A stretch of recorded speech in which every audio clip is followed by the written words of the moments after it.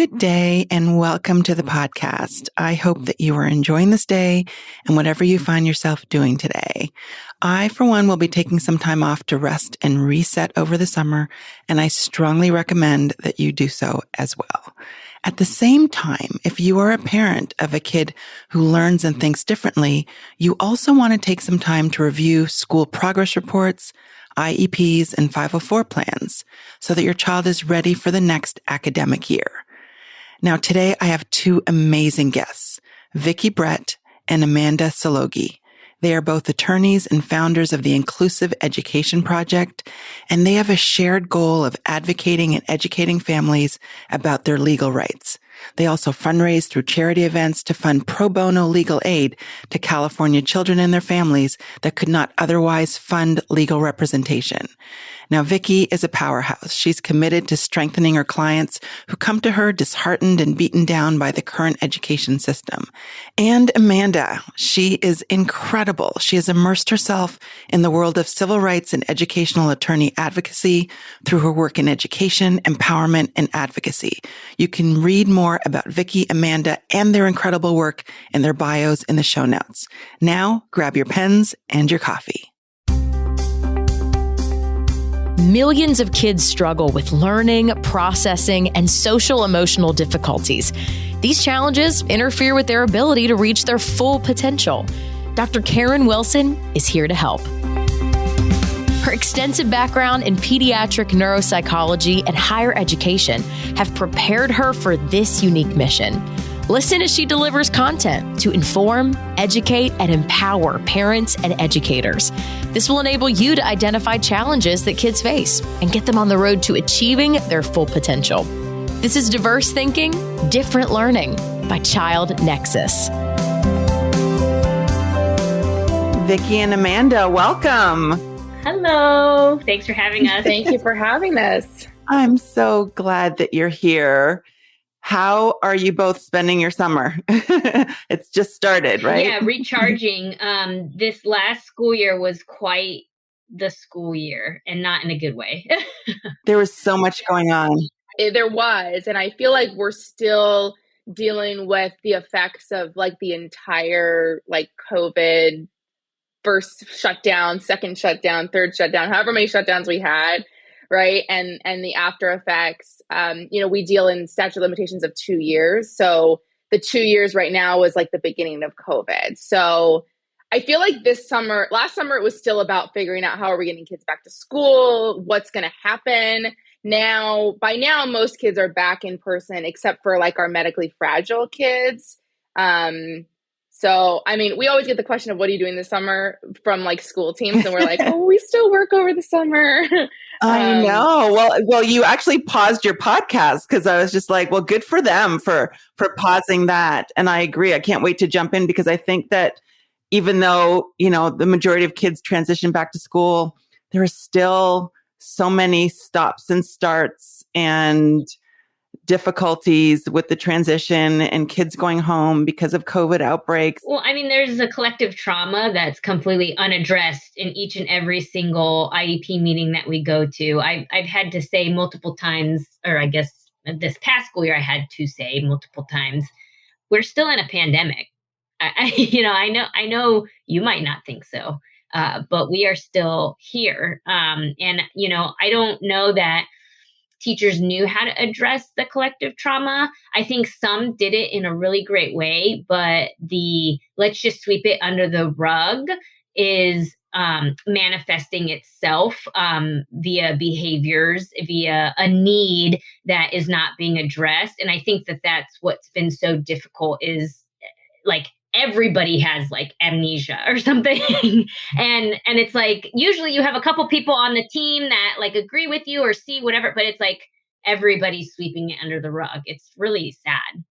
And that we're seeing so many more kids who academically, like they're capable, right? And I think a lot of teams are thinking, well, these kids missed a lot, so it's okay if they're a little behind academically. So that doesn't mean that they need services, but they're completely ignoring the behavioral, the mental health, the social skills, all of this, especially our young kiddos. Like imagine the kids that in 2020 started kindergarten And they didn't even get to finish kindergarten. And now they're approaching going into third grade, where by third grade, we talk about that's the transition from learning to read to reading to learn. And what happened to these kids who didn't learn to read, what that does to them as a child. I mean, that's a young child still, a young child who's learning how to behave in a classroom. What do I even do? Do I sit here? Because at home, it's not the same. Even if the parents set up a really good system of here's your desk and here's your,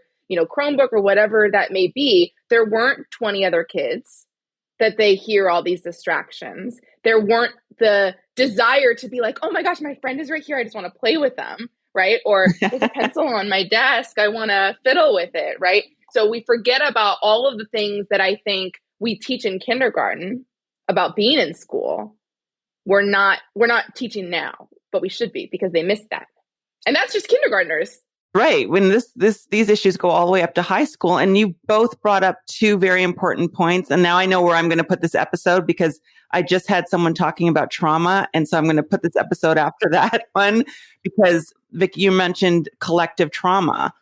And then Amanda, you're talking about, kids who missed out on critical periods of learning. And it seems to me that and I've talked about this before, is that the schools don't know. And I think that's why we've been inundated in my private practice with assessments, because the schools didn't know how much of this is gaps in learning due to COVID, and how much of this is an unaddressed, unidentified learning disability or mental health challenge.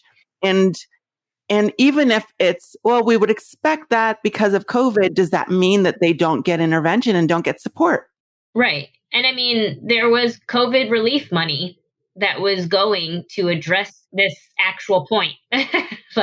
Yeah. And in reality, the IDEA and how we determine eligibility for an IEP doesn't discriminate against something like a global pandemic. Whether or not, if that kid has some underlying condition, whether it be a learning disability or a mental health challenge, and that is impacting their education in any way, vocational, academic, social, emotional, in any way, they still could be found eligible under an IEP. And I think that's the piece that a lot of teams are missing. They're thinking, well, if this kid had gone through the pandemic, they would never have needed an IEP because they don't have a diagnosis of autism or ADHD, or anything along those lines. So we're not even going to assess. And I mean, in fact, I had a kiddo, a new client that I, just retained, it falls under that boat, who for years never really, was kind of on that edge of like, do they need an IEP? Do they not? But academically, they're capable. And the team is just saying, well, it's just because of COVID. They're a young kid and it's COVID and everything. And it's like, number one, you have to look at that individual child. How are they being impacted now? And two, many of these kids are being impacted way more than their peers. And I see it both ways. I see some teams that are saying, well, if this kid isn't impacted as much as their peers, or just the same, then we don't need to look at an IEP. And then others that are saying, well, it's only if there's a huge gap. But the Individuals with Disabilities Education Act looks at the individual. It doesn't look at how they are in comparison to the kids in their class. It looks at their needs, their circumstances. And their circumstances may have been that because of COVID, not only did they miss time, but they went through the trauma of their parent dying, their grandparents dying. Maybe they had to move because they couldn't afford their home because their parents were laid off. They didn't have access to internet.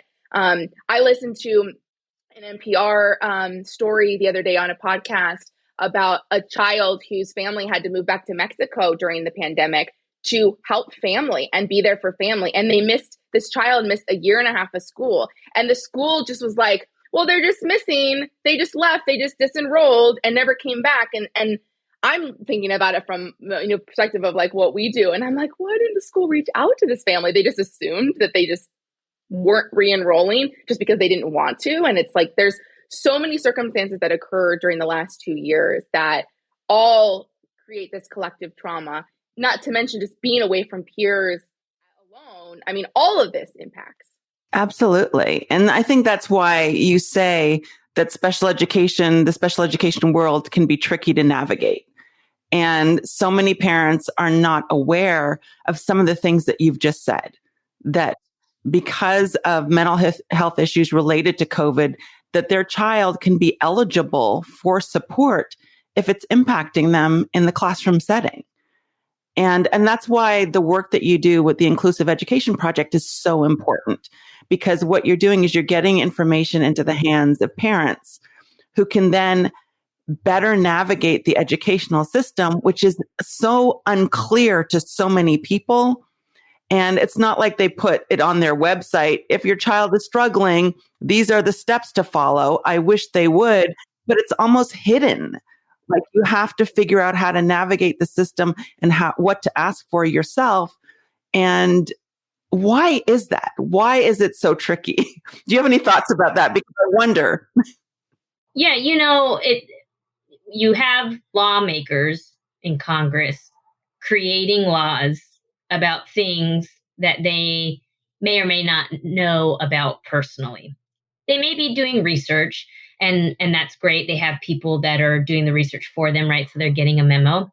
But when you have to go through it yourself, and plus it's the overarching, right? The IDEA is the overarching, it's the federal law. And then you have different states that implement different laws underneath that. So for instance, in California, we have specific timelines for when an assessment is to be completed when a parent asks for it for the first time. It needs to be done within 60 days, plus the IEP meeting needs to happen within that time. You're not getting that in Arizona. So then you go into the county, you go into the district, you go into the individual school. All those people are doing things differently. And so you have some districts that do it really well where, yeah, you could go online and it kind of gives you some steps. Then you have teachers that probably should know that if a parent, is asking about support, you are responsible under the law to help that parent put in writing that they would like the child to be assessed. That doesn't get talked about, right? I think it's just so convoluted from the highest level.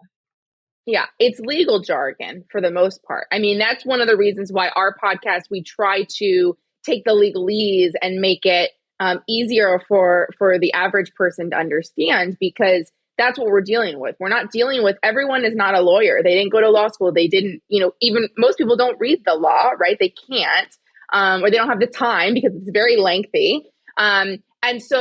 And that even applies to schools. Teachers and administrators, when they go and get their credentials, they go and get their bachelor's degree, their master's degree, their teaching credentials, they're not required to take legal classes on what the law says about special education. So the majority of people working at schools don't have that underlying basic knowledge of the law. And school districts are not doing a good enough job of training their teachers and their staff on the basics. I mean, the very basic thing that teachers should understand is the child find requirement that ensures that school districts identify and evaluate students who's may be impacted and who may be eligible. And this law is, the threshold is so low. And that's why I'm saying school districts don't do a good enough job, because the amount of times we get parents that come to us or ask us about whether or not their child should have an IEP, and the cases where they've gone on for years without even an assessment. Because there's a difference between, okay, I think this child might need something, but I don't know. And okay, this child clearly, has a diagnosis of a cerebral palsy and they have all these deficits. They're going to definitely qualify, right? But that's not the question. The question isn't whether or not the student is going to qualify. And that's the decision a lot of teams make, because they think, well, I don't think they're going to qualify, so that's my answer. But that's not the question.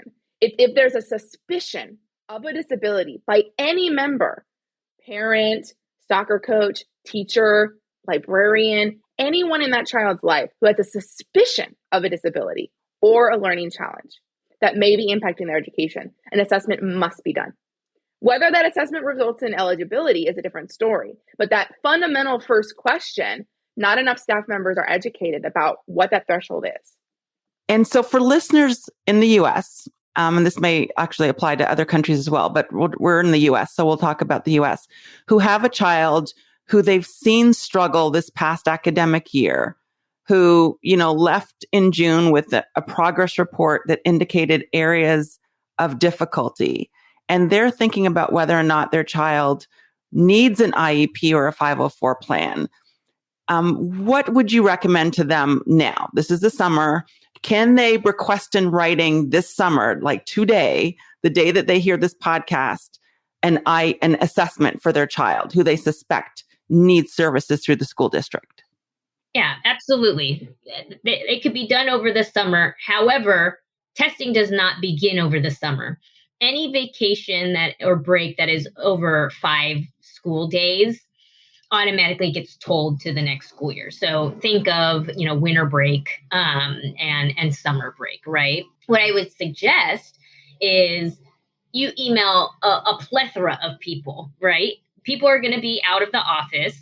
And it's always good to put multiple people on emails. We have it in our hand, right? That we can do this. It used to be write a letter, take it to the secretary, have her stamp it, make a copy so that you know that but now we got the timestamp here, right? And to avoid it, went to my spam. Oh, I didn't get it. You get like 3 or 4 different people. You get the teacher. You may not know who the teacher is next year. Okay, fine.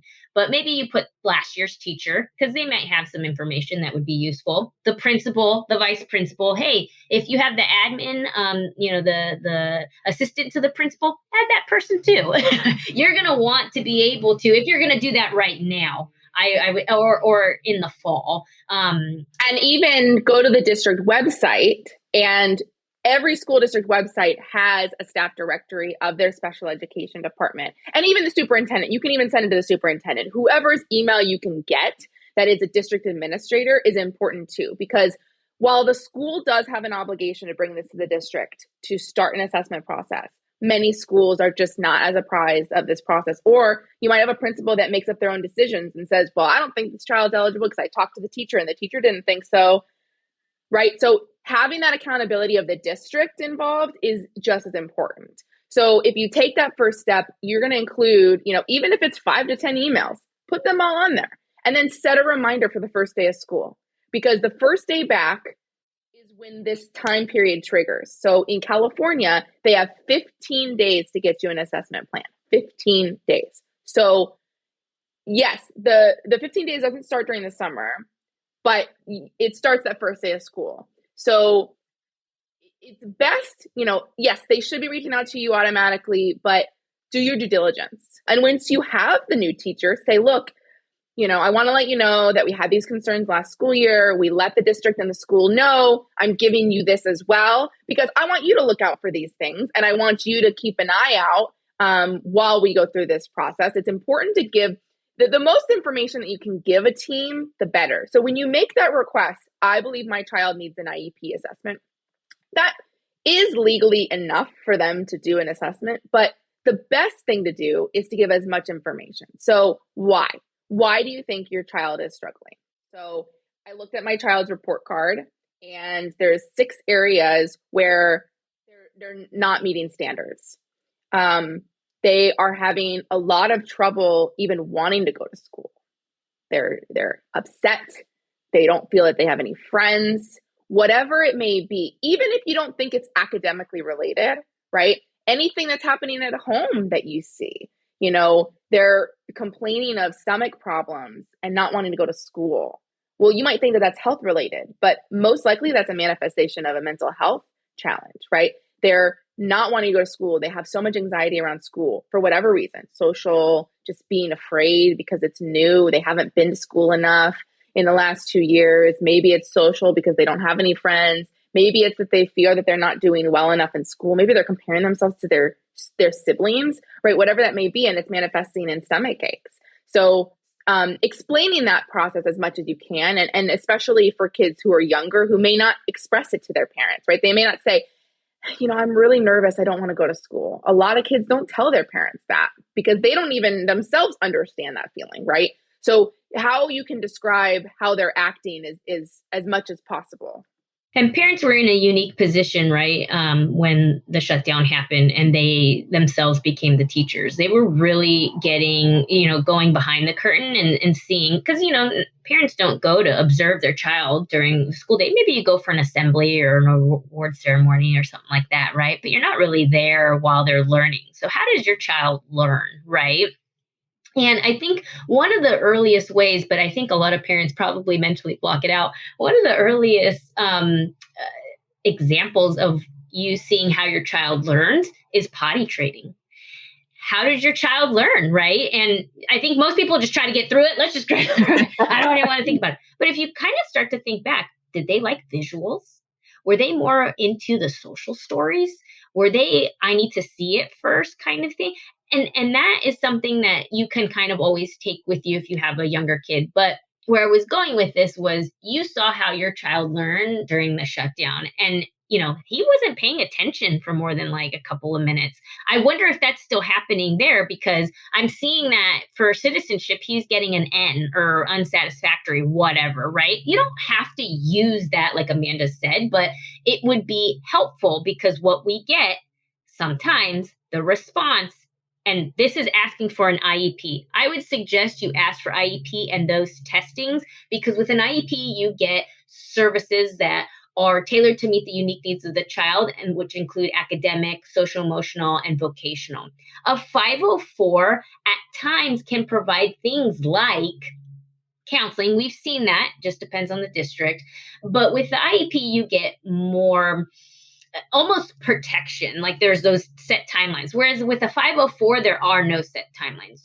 And I say this because the response is usually, well, let's have a student success team meeting and let's talk about this. That's fine. You can talk about it, but you don't have to. You can wait and say, I would like an assessment plan within 15 days.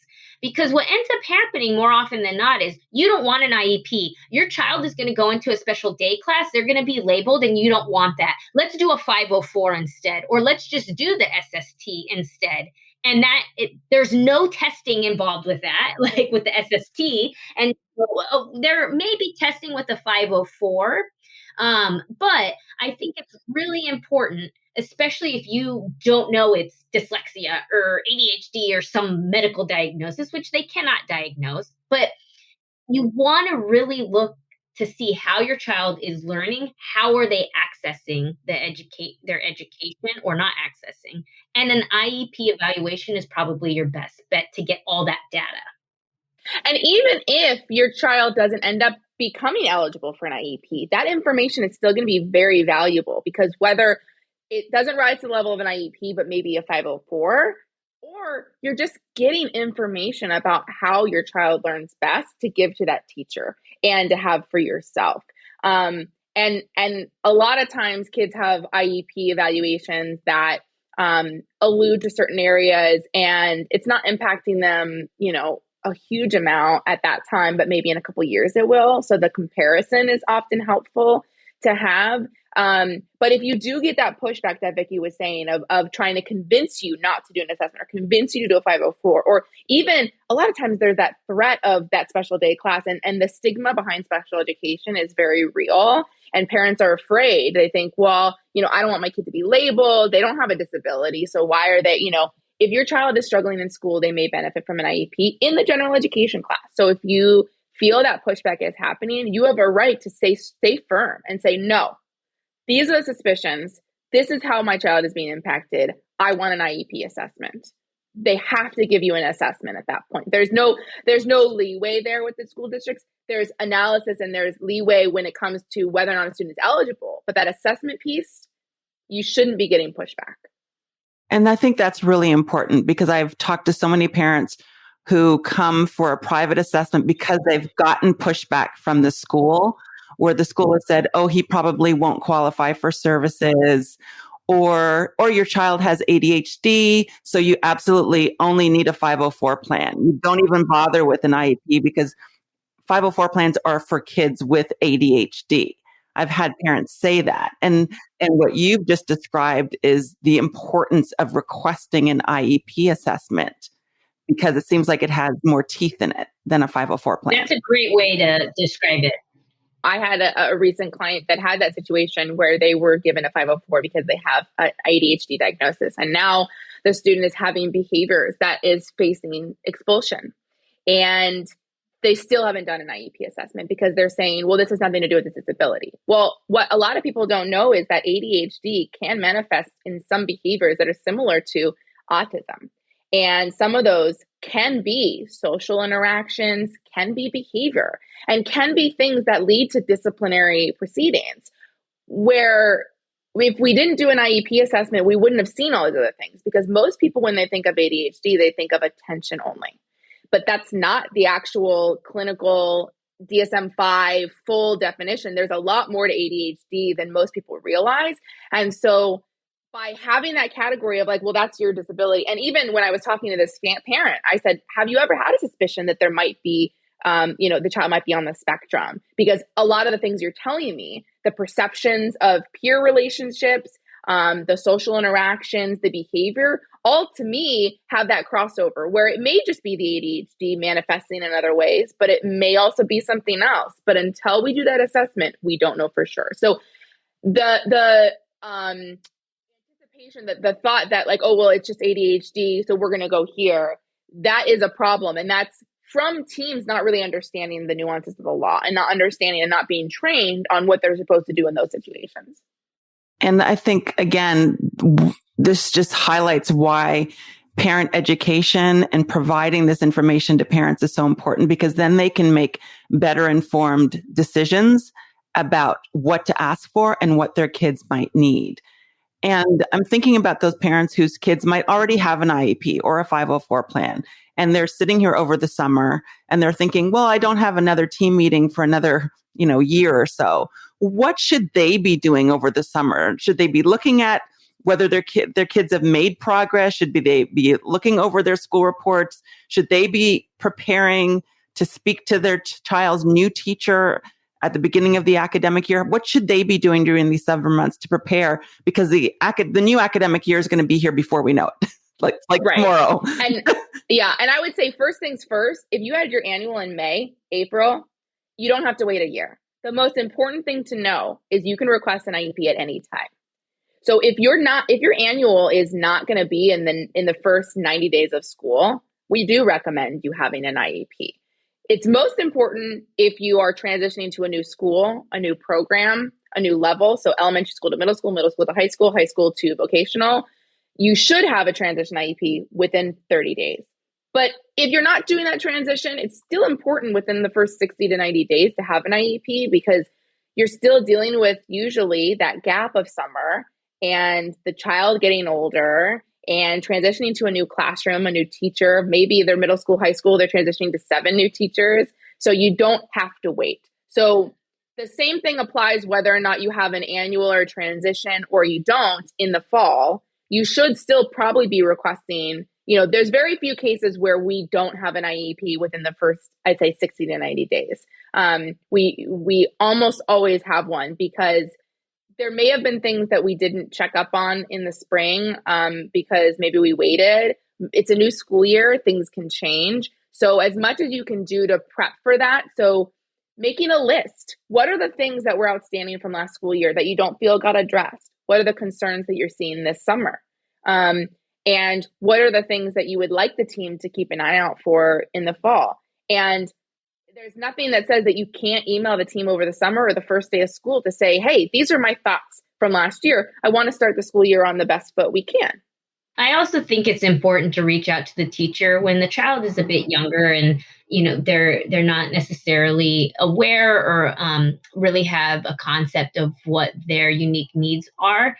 I think that's where an email from the parent kind of setting up the child is a really good idea. Once you get into middle school, I like the student to try to write a letter if they're able to and they feel comfortable, so that it can be sent out, to each and every one of their teachers. And in middle school, when I, tell my parents to help their child, or when the parent just does it, I can't tell you how many times within that first day, a lot of the teachers go, I had no idea. Thank you. All that teacher should be getting a copy of the IEP, and maybe it's an IEP at a glance, and they have 500 new students. Maybe 30 of those are IEPs. And especially when you have a kiddo that doesn't look like, and I'm doing quotes because it's so obnoxious, doesn't look like they have a disability, right? It's it's so important to let them know, hey, this is my child, these are their unique needs, and in that way, the teacher has a heads up, especially middle school teacher, for that 30-day IEP meeting. Hey, you know what? I did notice X, Y, and Z. Maybe they catch something that the previous teacher didn't. And then you can add a new goal. You could add new services. You can get all that done at the beginning of the school year. And you're not waiting until May. And this happens a lot. Why did you guys wait to tell me this? And it's like, it's not like they are purposefully doing it. We get it. They're completely busy. But that's kind of that. Nobody likes to be in that position. Wow, this whole school year has gone by and you're saying that he's having this issue with bringing in his homework and turning in his homework? And so that's why it's important. And so, once you establish that communication with the teacher, I think it helps build a relationship, right? You're not trying to be pushy. You're not telling them what to do. You are simply presenting in a nice, concise email. Hey, this is my child. These are some of their unique needs. I would look out for this. This is what happened over the summer, whatever. I think that is always, I have not had a teacher at this point, and anything can happen, I suppose, but say to a parent like, oh, please don't email me, right? Like, please don't. It's been very helpful. So that's something that a parent can start thinking about doing now. Mm-hmm. Yeah. And since we still have a little bit left of summer, another thing that is often helpful is take that IEP that you have, look at those goals, try to implement the goals at home. Hopefully you've had a good team that has explained the goals and they're very clear and you understand them. And that's such an important tool that you have. They should be written in a way that you can do them at home. And so if you try them out, right, and you take data, even if you only have time to do it once over the summer, if you can do it multiple times, great. But if you only have time to do it once, that's great. Because what you're going to find by trying to do these goals is you're going to see firsthand what the student can do or can't do. And sometimes we see that these months of summer, with some of these kids, so much happens. Whether they're going through a summer program or you put them in a camp and they're actually learning some of these skills, or just something clicked, right? You don't know. And so we often get teams that'll say, okay, look, if the student makes great progress at the beginning of the year, we can always change the goals. We can always make them more challenging, or we can add to a different goal. But the best thing to do is start off the school year on that foot of, look, this is what we did this summer, or I tested them over the summer, and they're making so much progress, or sometimes regression happens over the summer. So you're giving the team kind of more of a baseline. Because when you have a baseline, let's say you had an IEP in May or June, and your baselines are from May or June. That doesn't mean that they're going to be the exact same in September or August. And maybe your annual wasn't except until December, right? And so you've gone December to June, and let's say you didn't have an IEP. Okay, well, we recommend having an IEP before the school year is over, but let's say you didn't. This is a good opportunity to reevaluate and look at where your child is now, and give that feedback to the team and say, this is, and by doing the goals at home, if there's any issues with clarity of the goal, like let's say the goal was not written whether or not the student should be independent or not, and you're like, oh, I don't know. Were they supposed to be independent? Was I doing prompting? That's your opportunity to write down questions and then have that IEP and flush this out, clarify. Don't wait for the annual to clarify. So that's a way for you to see, you know what, I looked at the goals again and they made sense at the annual, but now I'm thinking there's these 3 other areas that are actually, something that we'd want to look at. So it gives the opportunity, 1, to give that baseline to the team, 2, to see, are there other areas that we should be taking data, right? Because the start of the school year, maybe those first 30 days is a transition, right? Transition to a new school, new program, new teacher, whatever. It's the honeymoon phase, right? They're doing great, or the transition was a disaster and they haven't gotten used to it. Either way, that first 30 days, we're not sure. So taking data, maybe the 30 to 60 day point, is a good frame of reference to determine, are there other areas that should be included in this IEP, and not waiting for that annual to make that determination, because we don't have to wait. And we probably should have prefaced this. because I know there is an invisible load for many mothers, and we're not telling you this is all that you have to do. It is completely okay to not have your child do anything over the summer. I think it's important to say why. She had a really tough time at the end of the year. We are deciding not to do summer school if they offered it, right? Because a lot of times it'll be like parent declined summer school, right? Or ESY, extended school year. But sometimes it's very important to know why. She had a hard time. She needs a break because you are modeling for your child mental health breaks. You get sick and it's like, okay, I got to take a couple days off of work to get better. We need to do that mentally as well. And it is perfectly okay to say, you know what? She had a big blow up with some friends. I'm putting her in like a fun camp. And that's what we're doing, because that is still part of the IEP, social, emotional, and even vocational, right? Like even these science camps that are fun, but like maybe they're STEM based or whatever. And that's an area that will help the team decide, well, maybe we can put them in a science general education class if they're just in special day, right? Because the child really likes science. And, this year is biology. So there's going to be a lot of labs and things like that. I think that that's also important to make known, because more often than not, the notes are, not always specific, but it's like when the district makes a decision, it's like all in there. And then it's like parent decline. And it's just like, no, let's put in there. And I think something else that's useful is bring a friend to the IEP meeting. That friend can take notes, because your job is to be there to listen, to focus up. And if you have questions, to ask your questions and to engage in that dialogue. More often than not, parents go to these IEP meetings, and now in a Zoom, I think it's a little nicer. You're in the comfort of your own home or you're in the office, and everybody is on Zoom. Everybody's almost equal, right? We're all in this little box. Before, pre-COVID, it was like 10 different people sitting across from you. That's really intimidating if your partner wasn't able to make it and it was just you. Bring a friend, let them take notes. And then you can ask that those notes be part of the IEP document, because they're going to see things differently, and write things down that maybe they're not catching. That is still important. So I think that that's another practical tip to help alleviate the burden. Mothers have these invisible, loads that we just carry all the time. And this is not meant to give you more. This is meant to kind of make you aware and try to think of ways that you can do it very easily. Again, the phone is so great. You can shoot an email off. You just had a conversation with the teacher. Hey, I'm just following up. You had said X, Y, and Z. What are some ways that we can address this? And I get it. Sometimes the teacher's not going to respond right away. Give them grace, just as you would want grace to be given to you. But if it becomes a problem, or if it becomes something that is, you really feel like they're ignoring you, you may need to reach out to somebody like us. No, or an advocate, right? Like, because, we deal with this a lot. And sometimes parents will say to me like, well, I feel like they're ignoring me. I just had this in a conversation yesterday with a potential new client.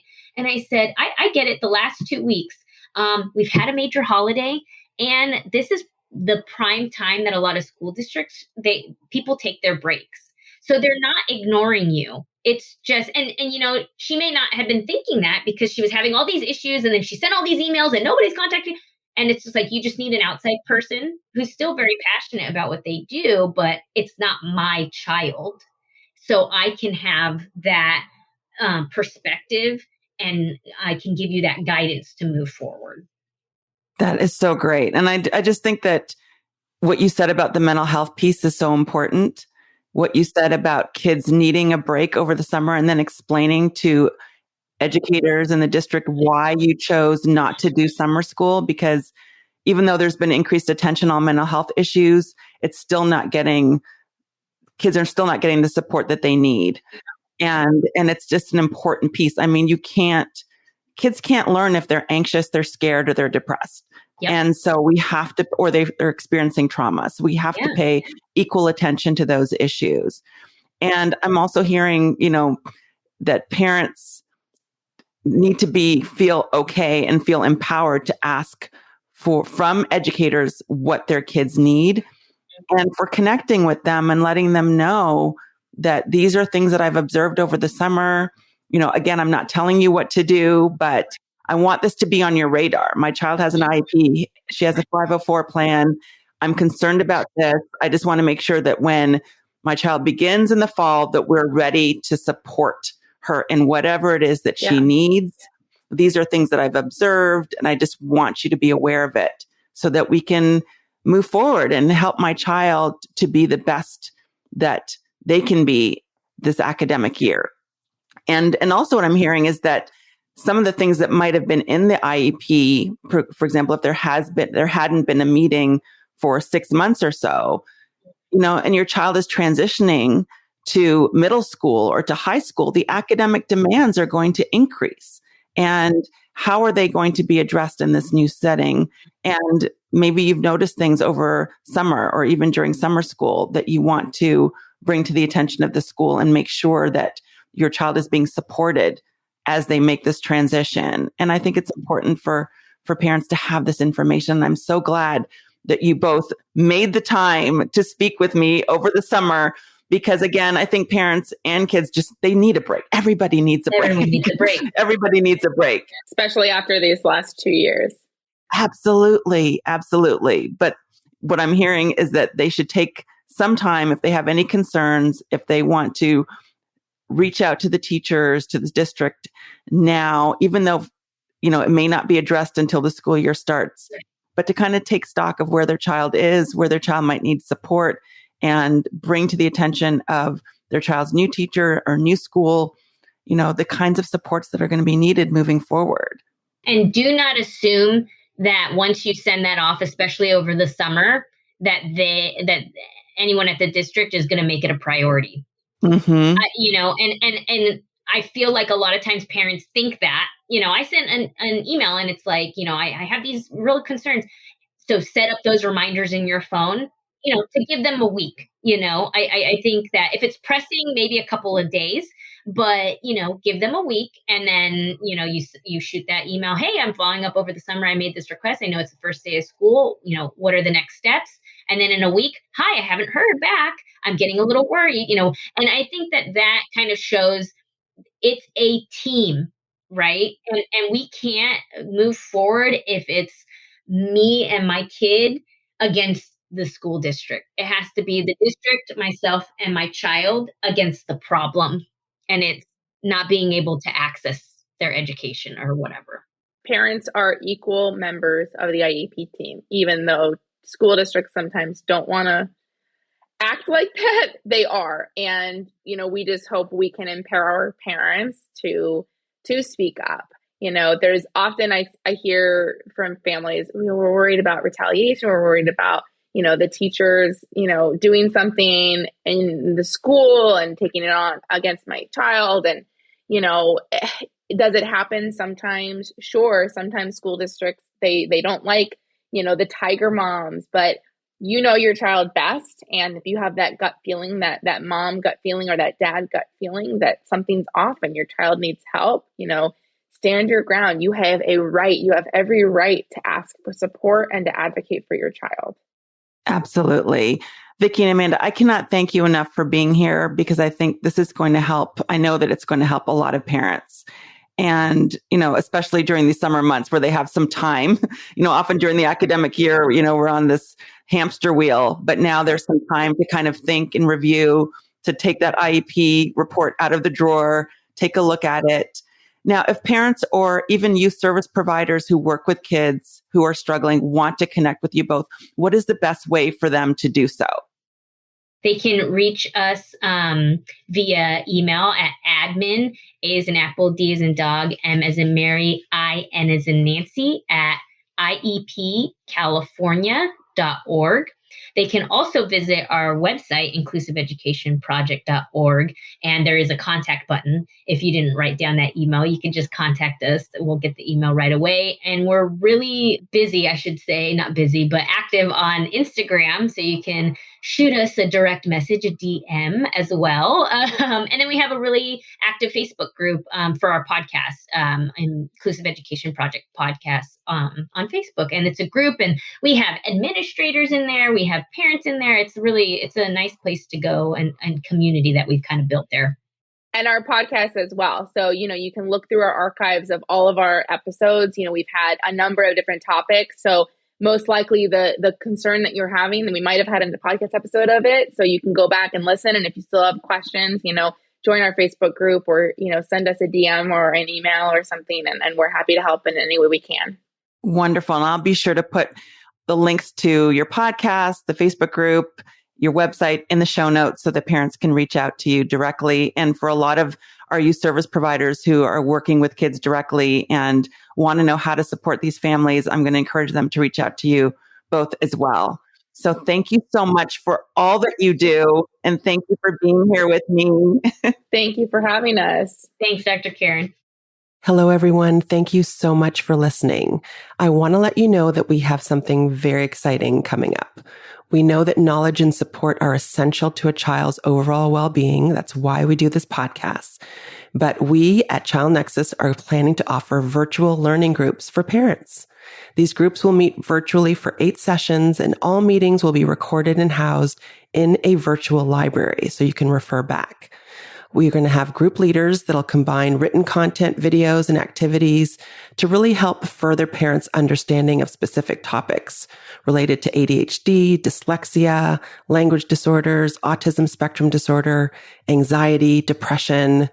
And we want other parents and caregivers in the groups to serve as an additional support system for group members. So topics for each session will include getting an assessment, making sense of reports, understanding the diagnosis, treatment and intervention options, to medicate or not to medicate, embracing the whole child, more than just a diagnosis, social and emotional factors that impact my child's learning, getting appropriate educational and emotional support for my child, how to advocate for my child, pushing against stigma of learning differences and mental health challenges, and finding your tribe. If this seems like it's something that would be interesting to you or to someone you know, please sign up for our newsletter and we will let you know when we launch. Go to childnexus.com and sign up for our newsletter. Thanks again for listening, and we'll see you next time. Thanks for listening to Diverse Thinking, Different Learning by Child Nexus. For more resources, visit us online at childnexus.com.